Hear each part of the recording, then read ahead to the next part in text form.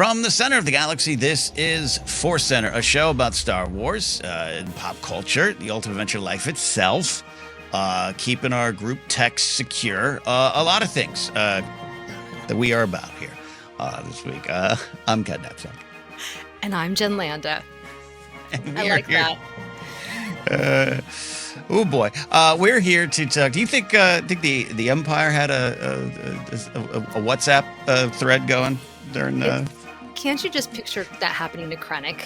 I can just picture that with Krennic, and then the Emperor being like, "What are you doing? How did this happen? Who did you add to our group text?" You added someone named Saw Gerrera.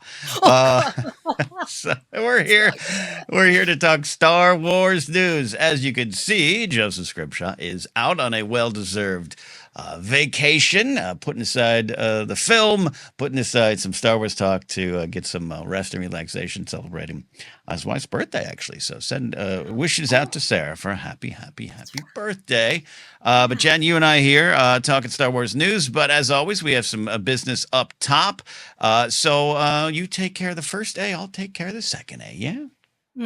So this week we are recommending a book, a Star Wars book called Reign of the Empire, The Mask of Fear by Alexander Freed, which, have you been reading it? I can't remember. Joseph's been reading it, right? I've crossed the 330 page mark. That's a pretty, pretty good accomplishment for me these days. Yeah, and it's a real page turner. I know that you both have been enjoying it. Yeah. So to download your free audiobook today, go to audibletrial.com/ForceCenter. Again, that's audibletrial.com/ForceCenter for your free audiobook. I've listened to you say that for I don't know how long, and I'm still reading it. I still read it. I've been doing it for 11 years. It's a thing. It's how our brains work. That absolutely. Support the show. Get a book. Mask of Fear is great. It's gone in different directions. There's definitely like new characters. It's not just Saruman and Bail, but they're definitely key factors in it. And it's great. Highly recommend it. So check it out on us. That is our Audible A. Our Ask update is, hey, we'd love to have you support us on Patreon if you want, if you can. You can go to patreon.com/ForceCenter. We're trying to get to 430 paid subscribers or supporters or patrons, however you want to call or describe yourself. And once we do that, our new goal is to redo an old Star Wars ranked episode, one that was audio only, just add some pictures, have some fun with that, and get that back out onto the internet sphere, and you can make that happen. Patreon is how a lot of things happen. I'm going through the Databank Brawl redo episodes that we put out as a podcast Sunday, going through our old Databank Brawls, and I didn't realize we're well into the 60s on the episodes, and we still have the old theme song. So the Tony Thaxton theme song that everyone loves is close, but that was a Patreon goal. You all made that happen, so we appreciate that. All of our theme songs. Also, we're letting you know you can follow us on Blue Sky. I'm trying to find, Jen, maybe you can hold me to this. I'm trying to find time to be a little bit more active, like actually active on Blue Sky as ForceCenter, like posting a character highlight, all that kind, anything. But every day I wake up and go, I should post. No, maybe I should just stare out the window. That's good too. That's good too. I know. I have a difficult time posting as well. I just get in these moods, and then I ghost and I disappear for a week. I've months, years. I'm back to. I had a surge in social media activity post-election when I made the switch to Blue Sky, and I was mixing it up and getting in there and throwing punches and jokes. And then one day I was like, "Yeah, I'm good," and just left the party. Just Irish goodbye the party on social media and Blue Sky. So we'll get to it. But hey, we got to broadcast ourselves. We got to say, hi, we're here. So we'll do that there. Anyways, we're going to get to some news here in a second. Our life adventures. If you have any life adventures, please share, Jen. I really don't in terms of Star Wars. But the life adventure yesterday for us was going live. Our normal Star Wars questions episode turned into a Andor Season 2 official trailer discussion. So we're recording this before, and for full disclosure, but thanks for everyone watching yesterday. A lot of fun. That's right. A lot of fun. And a wonderful surprise when you texted me saying the Andor trailer is dropped. Change of plans. That's unusual for us. Normally it's on Tuesdays. So thank you, Disney and Lucasfilm. Yeah, and this going live on Monday has helped us on two occasions. This time, though, with Joseph out of town, I was doing a little job Monday morning, and I literally did I should probably just check to see if there's any new Star Wars news before we record our news episode. And it's like, oh, an Andor poster. We'll add. Oh, it's the trailer. Okay, it's the whole thing. All right. I'm so Change glad the that you checked because I had no idea. I don't even know what I was doing. That's a Yeah. that's a good place to be sometimes, though. When you're like, when someone's, did you hear the news? No, I didn't. No. No, I did not just Star Wars, but life. All right, Jen, let's get to it. We did want to have a little bit of a follow up on Andor. A day before, I guess we should have known the trailer was coming because a couple days before, actually, they updated some stuff in terms of the release. We already knew that Andor's second and final season would be coming away on Tuesday, April 22nd. But now we know it will be dropping at 6 p.m. Pacific. So, Jen, first of all, let's celebrate being in the, all caps, the greatest time zone ever, where we get to watch this early. And talk about our feelings about this release schedule. We know that they're releasing them in blocks, so we only got like 4 weeks of the show. We've discussed that off and on, but now with this time, does this change your life, help your life, hurt your life? 6 p.m. Pacific, where are you going to be? I definitely think that it's a smart decision. For obviously, it's great for us on the West Coast. On the East Coast, it's going to be what 9 p.m. It's all 9. right. That's okay. Yeah, it's all right. It still is early enough. Says me who falls asleep at 10. But I think that this is good because 3 episodes, and we'll find out the run times and all that. But it could potentially be like an hour and a half, 2 hours of your time.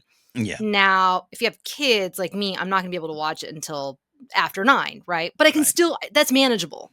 But like a 3-hour thing, I don't imagine that it'll be 3 hours. So it's going to be interesting. This is a great time. Yes, we make our jokes for us, but I also do believe this is the greatest time zone ever. I can watch football over breakfast and not watch Monday Night Football at midnight. It's great. Sorry, everybody. It's the best time zone. But it's always been this ongoing thing with the streaming world that it's beyond Star Wars of when do you release it and midnight drops. Like it was fun the first season of Mando. That first episode of Mando at midnight for us was a lot of fun. It was total community, but for other folks, 3 a.m. other time zones was a breakfast thing. If you're in the UK, this 6 p.m. Pacific, that might be what a 3-4 a.m. wake up time. So you're not going to win. None of these companies are going to win. This isn't Thursday night at 8. What's happening on Friends? You know what I mean? Well, that was 9, right? No, Friends was Friends 8 or 9? Oh, I don't remember. Seinfeld was 9. Seinfeld was 9. Friends, I thought Friends was 9 too. Maybe it took over 9. It might have taken over 9. It took over 9. It did take over 9. And now I'm trying to remember what was before Friends. What was the lead-in? Because the lead-in was always very important. The lead-in was important. Welcome to Boomer Talk with 2 Gen Xers. Thursday, you had 8 was the big family show, Cosby, back in the day. Then you had the 8:30 time slot, which was always problematic for NBC. So it was like Wings, Single Guy. It was always the shows that they wanted to work, so they sandwiched it between the 8 and then the 9. And then 9 Seinfeld for years, and then Friends. There you go. That's our TV discussion for the week. Cheers at one point, right? Cheers and Seinfeld took over the Cheers slot. Absolutely. Yeah. But all this jokes aside about our age and remembering the Thursday night primetime lineup on NBC in the 80s and 90s, we don't have that anymore. No. Do you feel the loss? Do you wish this was all 8 o'clock, 7 Central?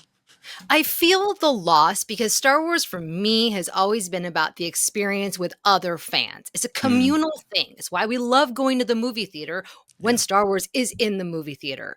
The challenge, and for some reason when The Mandalorian, it still felt very communal. But now we're in an age where there's just so much more competition on streaming, right? Even with Game of Thrones, it felt more like water cooler, appointment TV. This, I don't know. Maybe. We also have fractured social media. So it's not going to be the Twitter timeline where you're getting like people's opinions and hot takes.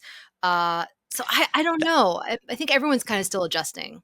That's an interesting wrinkle to this. The fraction of social media is real. And it's like I've mostly switched to Blue Sky in terms of just scrolling and occasionally posting. Still on Instagram, but I'm mostly just lurking in the corner of everyone's pictures, just kind of like, okay, not active. But, I got friends who don't know what I'm doing now. Like friends are like, "You doing any shows or what do you think?" Like because they're not on the social medias I'm on. This is going to be the first major Star Wars show outside of Skeleton Crew. I don't want to forget Skeleton Crew, but this is going to be the first one that I think people are going to want to run to the virtual water cooler, and that's not going to exist like it did in season one. Yeah. Yeah, that's the challenge. I mean, this earlier time slot will help, Mm. but there are going to be people. It's a Tuesday, right? Is that when they're doing it? It's Tuesdays? Tuesday. Tuesday, yeah. Tuesday. Again, give it us a Thursday. Come on, because people are still in the beginning of their work week, right? Okay, someone posted, and I apologize. It might have been our Discord or in a comment section. I saw it, and I usually try to write down a name, but I was having my own breakfast today. I didn't put down the oatmeal. I apologize to write down the name, but they're saying, hey, look, if you're essentially giving me a movie every week for 4 weeks, 2.5 hours, whatever it might be, that give me it on a Friday night. Seriously. It's a work night. It's a school night. Like you said, Jen, you got to put the kids to bed, and that ain't always easy, especially the older they get. Like you're going to be settling in and watch 10 minutes before you pass out. I'm hoping for the best for you, but And there's something is too like about the mental space that you want to be in when you experience this. A Tuesday for me, and I don't even have a traditional job. I'm in school, but it's just like the beginning of the week is just frantic. It's chaotic. You're trying yeah. to get things going. By the end of the week, you're chilling out. You're ready to soak it in and soak in that Star Wars joy. So I Mm. think people might be waiting. I think people might wait to watch I this. think I think they're going to wait, and we have been open here that we do not know our coverage plans quite yet, based on just different life circumstances. What I might be doing job wise, what you're doing school wise, and the ability to watch a full movie. And give it our all. The ForceCenter way usually means 2 to sometimes 3 viewings. I don't think that's going to happen. Oof. Even and break it down doesn't mean it's something more in our heads than maybe the audience's head. But I think covering it a couple days later is going to actually end up being a good thing. I think we're going to find more people are like, I'll get to it. I can't wait. You're going to have a lot of 601 drops, people watching. But I think a lot of people just by life are going to have to wait. And I wonder if that affects the numbers or if Disney as a company is looking at the numbers of day one release. We'll see. That's the big X factor right now. Yeah, it's kind of a risk too, to be like, basically, you have to watch all three. I don't think that people are going to be like, oh, I'll just watch one and I'll come back to it. Mm, The way that they're marketing it is that you need to watch all three. Otherwise, you yeah. won't be able to enjoy the story the way it's meant to be enjoyed. That's kind of Yeah. risky. It's interesting. Yeah, it's risky. It's interesting. I don't know. They could have done it weekly. All the stuff I've heard the reasoning. I know they did it on the animated Spider-Man show, but that's different. Not in terms of just. Mm, It's not about animation being less than, but it's just like that was a smaller scale show to me. This is mhm. this is a big show. This is their prestige program, and so this is interesting. And all of this is gravy. All of it's frosting on the cake. We get cool new Star Wars coming. We'll watch it. We're happy to cover it, and that's what we do in part for our careers. So happy to tackle it. I'm just Star Wars. There's a lot of normies, not a lot of people with regular real lives that watch Star Wars, and they can't watch it at 6 o'clock Pacific every Tuesday. That's right. That's right. Got to get our Yeah, families on board. They're going to want to wait until the weekend. sit down, have your dinner, watch a Star War, and not the fun romp, the serious violent one.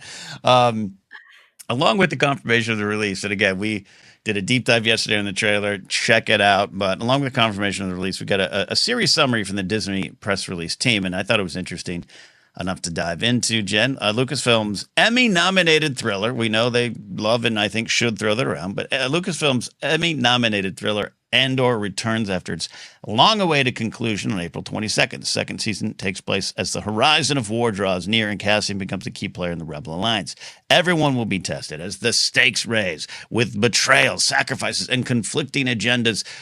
They're all going to become profound. Rife with political intrigue and danger, the series is a prequel to Rogue One, a Star Wars story, which portrayed a heroic band of rebels who still plans for the Empire's weapon of mass destruction, the Death Star. Setting the stage for the events of the original 1977 film, Andor sets the clock back 5 years from the events of Rogue One to tell the story of the film's hero.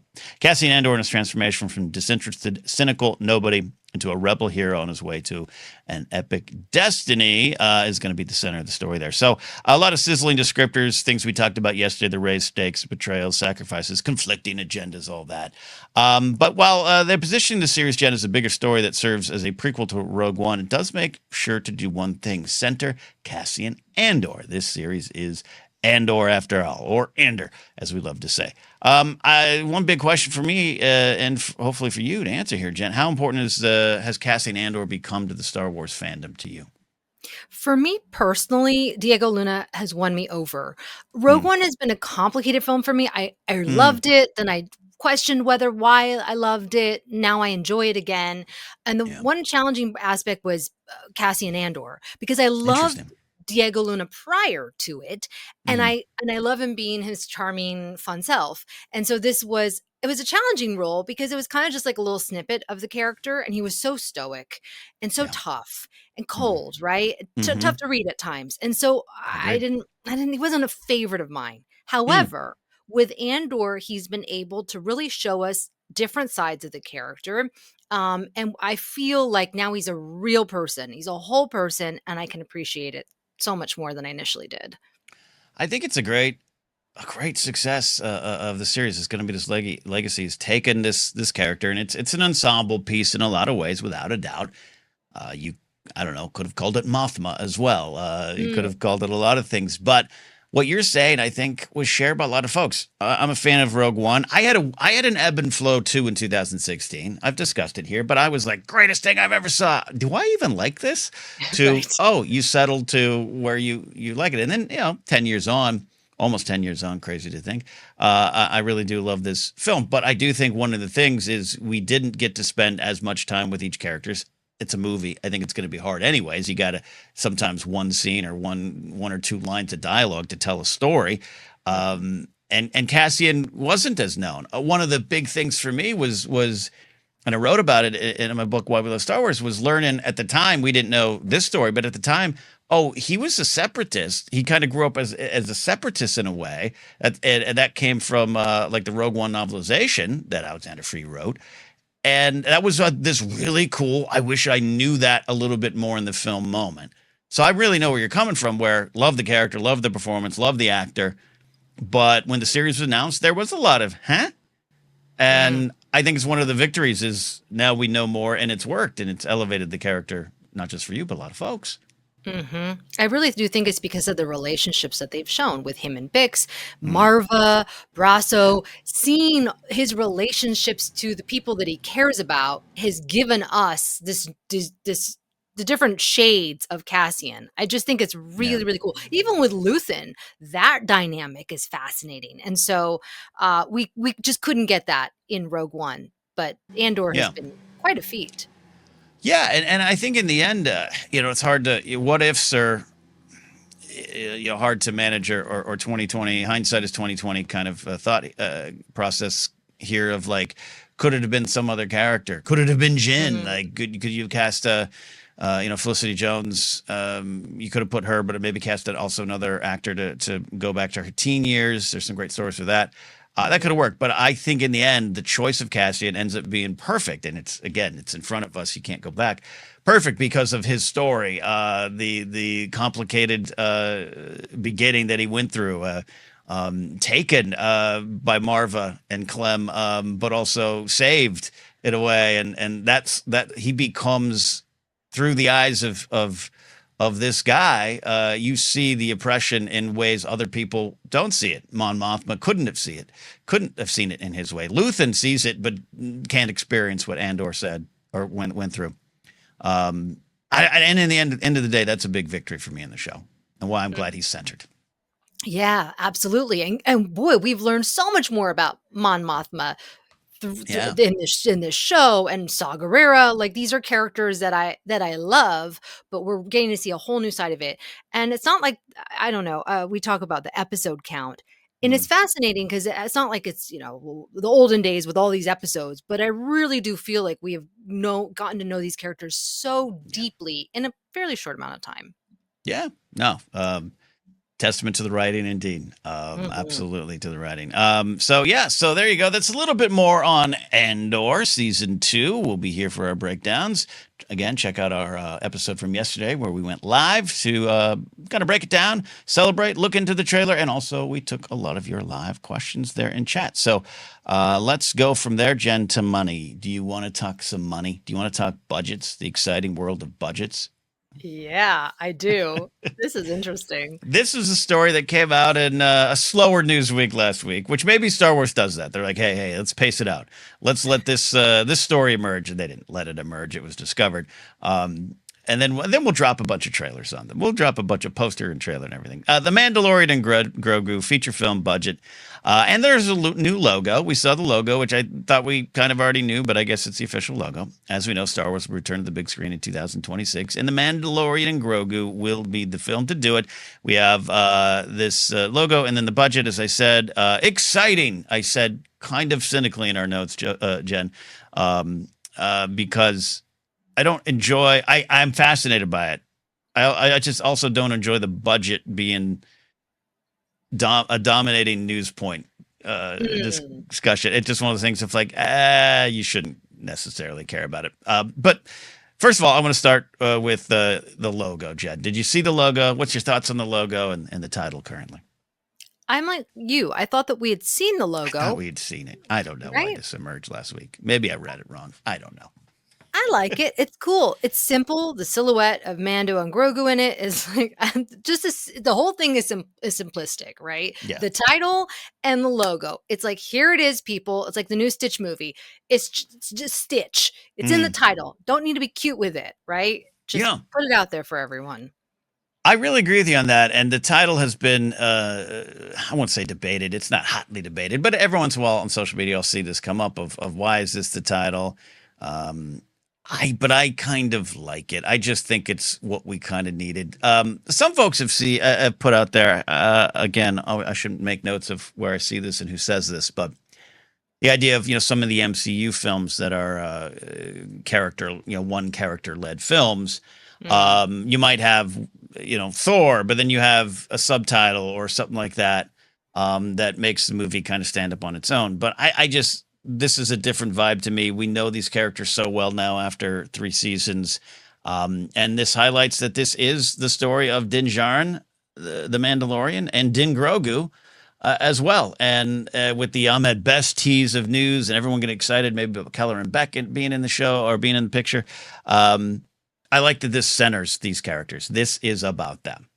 Mm-hmm. And it makes it very clear. It's not like there is a subtitle where it's like the foundling, the journey of the foundling or whatever it is. See, Where then where somebody would be like, oh, do I have to know something prior to going into this movie? No, you don't. And it just seems like this is the complete story. If you want to know more, sure, you can go back and watch the TV series or streaming series, but this is welcoming to all. Like, just come on in, get to know these characters. I really like what you're saying. Yes, this could have been Star Wars, The Mandalorian and Grogu, the Foundling's journey, right? It could have the journey of the Foundling. It works for Lord of the Rings films. All right, I'm fine with those there. There and back again, the Grogu story. Fine, but I think this is, in terms of thumbnails and catchy YouTube titles in the world we live in, this is just to the point. This is just to the point. And you're right. If someone was like, I liked that Baby Yoda show. Yeah. And I'm not saying that disparaging. I'm just saying they're like, I love that Baby Yoda show with the Din guy or the Mando guy. This is it. This is that show, but it's a movie. Sold. I think that's what you needed. That's what you need. I went to Joann Fabrics because they're closing and they have their Star Wars fabric section. And before it used to be all Vader and Stormtroopers. Now it is all Grogu. Grogu in different print styles. He is a star. So that's it. That's why he's front and center. He's a star. You're right, Jed. Grogu is a star. He's the biggest breakout Star Wars star maybe since 1977. Yeah. Quite frankly. Yep. I think so. But hey, the film's budget was reported to sit at about 166 million. They shot the film in California, so that means it received, or Disney received, a tax credit of 20 million or so. A little rebate for them there, which is, yeah, we'll talk about it. Yeah, I want to tax the rich, tax the folks, tax the corporations, tax the churches, but also we need film work in California. So this is one of the Yes. things I think you need to do. Life is complicated and full of gray areas, Jen. So again, like I said, a lot of discussion this week was about the budget. It's the lowest since the Return of the Jedi, and I think some of those charts I saw did account for inflation. So just general, toss this thing around, Jen. What do we make of the budget and the discussion around it? I think it's fascinating. I could not believe how cheap it is. So I started Googling and I was like, oh, that's right. The Acolyte was Mhm. really expensive. I think it was like close to what, 200 something million? Yeah. And so then I was like, oh, I see why it was not renewed. And then Mhm. The Last Jedi was also one of the most expensive films that Disney Yeah. has done Yeah. recently.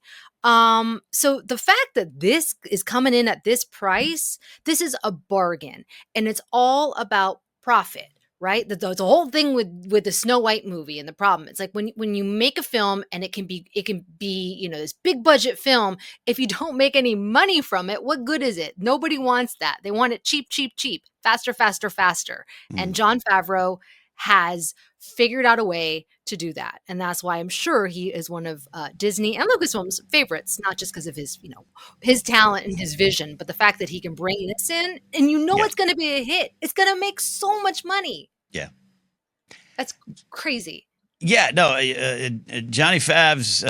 This is one of the reasons you bring someone like him in, and why so many other directors can get in over their head.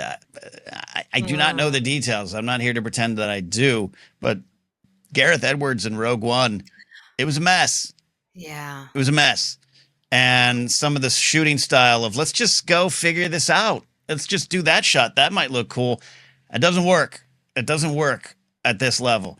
And I think in a world where a lot of people are calling for just in general, hey, why are these films 300 million? And sometimes they do look like it on the screen and sometimes they don't. But hey, now no matter what people think of Dial of Destiny, I love that film. I really do. It's buried in my heart. Love that film. But it was behind the eight ball. It was already going to struggle to make its money back.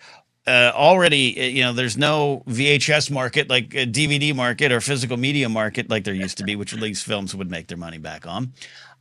This is what you kind of needed, and that's an interesting price for a major motion picture in 2026 when it comes out for a major franchise. I think that's actually encouraging for the state of the business. And I'll mention this because I'm sure Joseph would have mentioned if he was here. But Grogu doesn't get a salary, so you're saving part of the budget Yes. on your star names. Grogu is a star talent, as I said, and you don't have to pay him. So basically, we're only paying for like Pedro Pascal and Sigourney Weaver. Like those are your top billing people, right? You're absolutely right. We just said that Grogu is perhaps the biggest breakout star in Star Wars since 1977. He costs almost nothing compared to any actor you're going to bring in. Yes, the design team, the wonderful illustrators, the concept artists, everyone around. There's a lot of people, but I doubt they add up to the salary of what a real life Grogu would have earned for this film, including back end points. Right, renegotiating his salary. I can almost. This is the conversation. Did at some point Bob Iger like sit down and look at ledgers and like Kathy, you got the biggest star in the world. $0. It costs us $0 to cast Grogu as Grogu. Make this a picture. Oh my gosh! Wait, I can actually see that happen. I love that, Kathy. That's great. Oh man. Let me put on my budget sweater, my budget sweater vest, and have this meeting. Or maybe it's on a text thread in the Signal app. Maybe there's someone, and then let's do this Mando picture, and then there's like prayer emojis and fist bumps. Yeah, we're gonna do the Grogu film. I don't know. And Kim Masters, legendary reporter, happens to be on that thread. Wait. Is Is that someone from ForceCenter? Are they in on this thread? Who is that? Who is that? Oh. Who's Jay Landa? Why is this person in our Signal chat thread? Yeah, Oh. the downside, the one thing I want to bring, you bring it up, I really love that, but that's one of the best points ever made in the history of ForceCenter, Jen. I just had not thought of it in those terms. The biggest star, the headlining star is a puppet. I know he's much more than that, folks. But the only downside I have of this, though, is this is why, and as someone who, along with you, Jen and Joseph, has been in this movie pundit discussion world for a while and working at big channels where film news was what drove our main programming and what we want to do. I was part of that too. I just sometimes, when you turn it into sports talk radio, there's going to be talk of this budget again if the expectations of the movie aren't met, right? Yes. So if you go in and some people are not going to like it, that's just what's going to happen. They're going to be like, see, it was so cheaply made. It was like a TV episode on the movie screen. Why did they waste my time with this? And that's where I worry about, should we even have in these budget discussions? But it's here. You can't put the genie back in the bottle. Totally get that. But I don't. Thoughts on that? Am I crazy? Am I too cynical looking ahead? No, that was in my notes. Success, they will be like, yes, it's because it made it so cheaply and they're raking in the profits. Failure, they didn't spend enough. The only thing that I think can counteract that is Jon Favreau has been going around talking about the locations, right? He's like, there's more locations, which to me is like, oh, less volume, which, the volume is great. There are some times where it feels a little small. Yep. But yes, it's basically damned if you do, damned if you don't. So they're going to use it either, prop it up or to tear it down. They got to do something. I mean, yeah, it's the Solo thing again, a film I absolutely love as well. A film that went through not just reshoots but a redo for various reasons. Some of which are not public, some of which people think are public, but they really aren't. The perception on the inside is different from the outside. But that film's budget was basically 2 movies in one. It would have been a smaller scale movie. It's one of the big bungles with it. I totally get. I concede that. And so the argument the other way is they spent that much money for this. Damned if you do, damned if you don't, like we're saying here. But here we are. We can't go back on it. It's 166 million. We'll see where we land with that. I think that they're going to make their money back. I don't think they're going to have a problem. The critics, we'll see. But I think a lot of fans will enjoy it. I tell you what, I really agree with you, and I am really looking forward to this film. I too had a quizzical reaction when it was announced. Like, oh, okay, that wasn't at London. That wasn't what you said on screen. But again, the more I think about it, it does make sense. Why wouldn't you do it this way? You just built up 2 very popular characters and a generally well-received love show. Little bits here and there that people don't like. The 3rd season wonder, blah, blah, blah. Get it. But it's still, as you said, we're selling pajamas with this character on it. This makes sense. And I'm excited. I think it's going to be a fun romp. I like romps in Star Wars, Jen. Me too. I can't wait. I can't wait to take my kids. I can't wait to go to Stitch. And I feel like Grogu and Stitch are twinsies. Can we have, at the Academy Awards, can we have Grogu and Stitch present? They've done that kind of stuff before, like a Simpsons animation thing comes out and, let's do that. Oh my gosh. Oh my gosh. Maybe the Golden Globes. All right. Well, no. The Academy Award. Conan's going to Conan's hosting again. Bring out Grogu and Stitch. I love that. Disney, that's such a great marketing opportunity. Do it. Hire us. Well, there you go, Jed. Any final thoughts on the budget, Mandalorian, Grogu? Any other great insights you want to introduce to the conversation here about Grogu that I haven't thought of? No.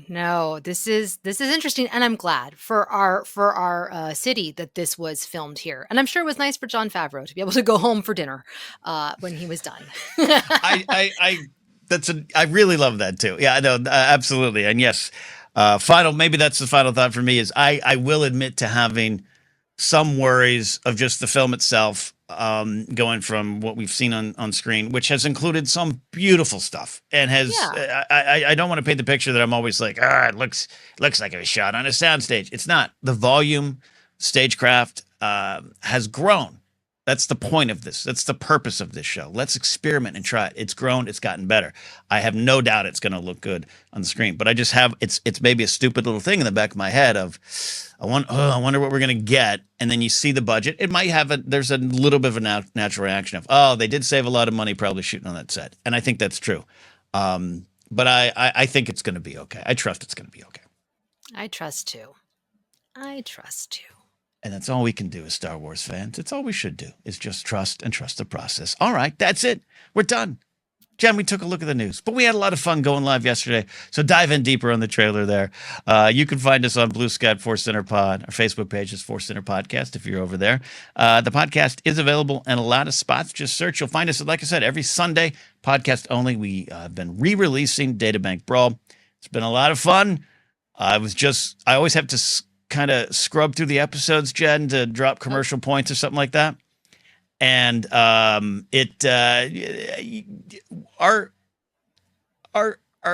how do I phrase it? There was one thing I said. I was like, I don't think I'd say that anymore.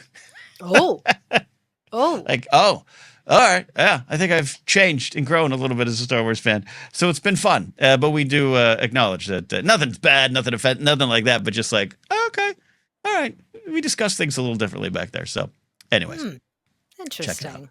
Check it out. Merch available at tpublic.com/user/ForceCenter or on our Fourth Wall Shop. Links down below on YouTube for both those. You can support us, like we said up top, at patreon.com/ForceCenter. You can follow me at Cadnapzock. And here I always say, or go to my website, cadnapzock.com. But I can confirm, because I'm no longer paying the very tremendously high price for a shop that they wanted me to pay every month. They've taken down my website, so I got to figure out what to do. So just, I don't know, follow me on LinkedIn. I don't know. We'll figure it out. Jen, where can they find and follow you?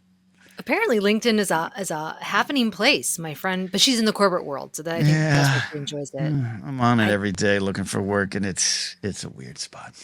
Is it? Well, a lot of like, here's the 10 keys to success. Oh. None of them that admit I'm probably on cocaine to get through my day, because that's what I need for these 10 things to happen. Yes. Oh, right, exactly. I'm like, okay, Beyonce. Yeah. I only have so many hours in the day to get stuff done.